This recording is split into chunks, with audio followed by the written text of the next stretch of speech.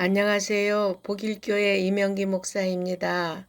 오늘은 마태복음 27장 묵상입니다. 본장은 예수님의 십자가의 죽음을 기록한 장입니다.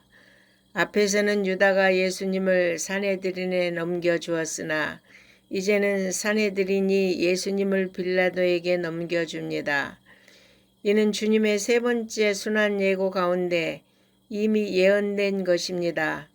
인자가 대제사장들과 서기관들에게 넘겨짐에 그들이 죽이기로 결의하고 이방인들에게 넘겨주어 그를 조롱하며 채찍질하며 십자가에 못 박게 할 것이라고 하였습니다. 당시 유대는 로마의 식민지였기에 사형의 최후 선언은 로마 총독만이 할 수 있었습니다. 본문에서 가룟 유다의 자살 사건은 아마도 그는 자신이 예수님을 유대인들에게 넘겨준다면 주님은 자신을 보호하기 위해 어떤 기적을 행사할 것이라고 생각했던 것 같습니다. 그런데 그 예상은 완전히 빗나갔지요. 그래서 그는 은 30을 대제사장들과 장로들에게 도로 갖다 주며 죄 없는 피를 팔아넘김으로 죄를 지었다고 하므로 산헤드린의 판결이 허위 조작인 것을 증명하였습니다. 빌라도에게 이송된 주님은 두 차례에 걸쳐 신문을 당하셨지만 아무런 죄도 발견할 수 없었습니다. 그래서 빌라도는 유대인의 명절 때 죄수를 특별 사면하는 전례를 따라 예수님을 놓아주고자 했지만 유대 종교 지도자들의 배후 조종을 받은 무리들의 격렬한 요구로 인해 바라바를 놓아주고 예수님에게 사형을 선고하고 말았습니다. 그는 누구보다도 유대 종교 지도자들의 음모를 잘 알고 있었지만 그들에 의해 선동된 군중들의 폭동을 두려워하여 예수님을 십자가에 못 박도록 내어주고 만 것입니다. 그는 손을 씻고 그 책임을 백성들에게 전가시키려고 했어도 정의와 양심을 속이고 재판의 최고 판결자로서 예수님에게 십자가형을 선고한 그는 2000년이 지난 지금까지도 모든 교회의 역사를 통하여 예수님을 십자가에 못 박은 자라는 오명을 벗지 못하게 되었습니다. 로마 군병들은 예수님께 왕의 상징인 홍포를 입히고 가시면류관을 씌우고 경배하는 흉내를 내며 예수님께 침을 뱉고 온갖 조롱을 했습니다. 그러나 예수님은 일체의 조롱과 멸시를 묵묵히 참고 견디셨습니다. 이러한 그의 모습은 이사야 53장 3절에 예언된 메시아의 모습을 그대로 보여주셨습니다.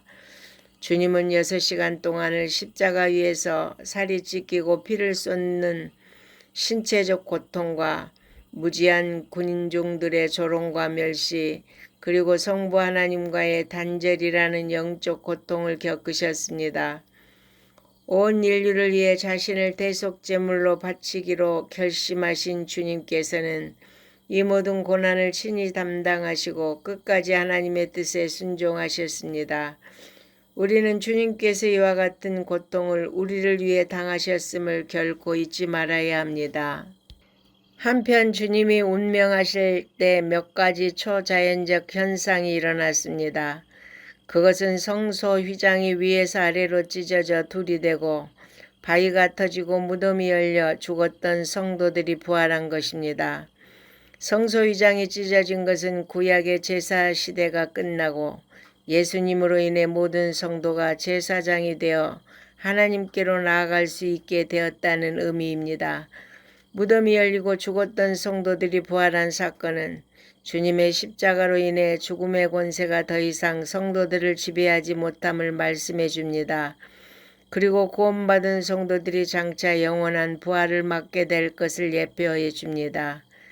예수님의 죽음을 목격한 백부장과 군병들은 이 사람은 진실로 하나님의 아들이었도다라는 신앙을 고백했습니다.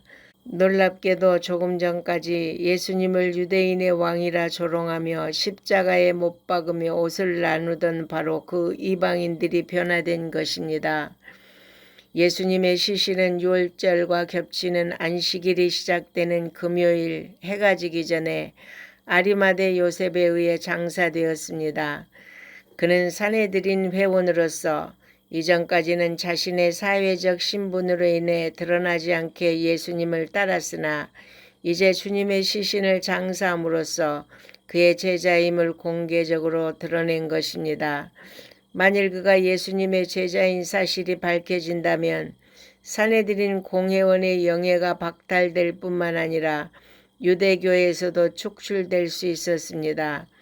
참으로 그는 땅의 영광보다 하늘의 영광을 선택했고 불의한 권세보다 의로운 예수 그리스도를 택한 결단의 사람이었습니다. 한편 예수님의 장례가 치러지자 유대 종교 지도자들은 예수님의 부활의 예고를 기억하고 제자들이 예수님의 부활을 조작해낼까 두렵다며 빌라도에게 청탁하여 무덤을 인봉하고 경비병을 세우는 등의 조치를 취했습니다.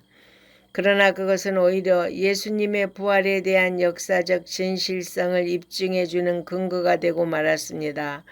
어둠은 결코 빛을 이기지 못합니다. 아멘.